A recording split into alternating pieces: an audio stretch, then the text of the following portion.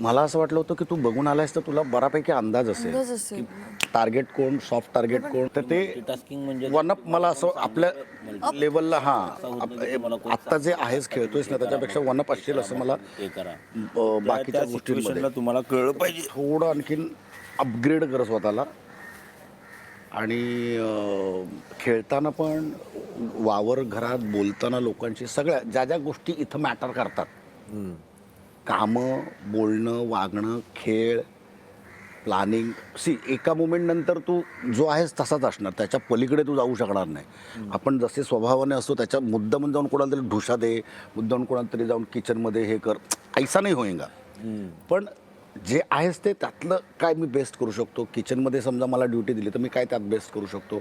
मी क्लिनिंगमध्ये दिले तर त्यात काय बेस्ट करू शकतो. टास्क दिला त्यात काय बेस्ट करू शकतो. या गोष्टींचा विचार कर.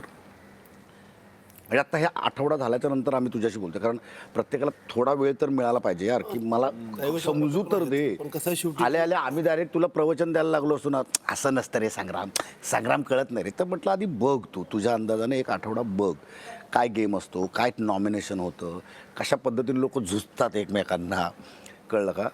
तर त्या गोष्टी आता तू बघून स्वतःला अपग्रेड कर.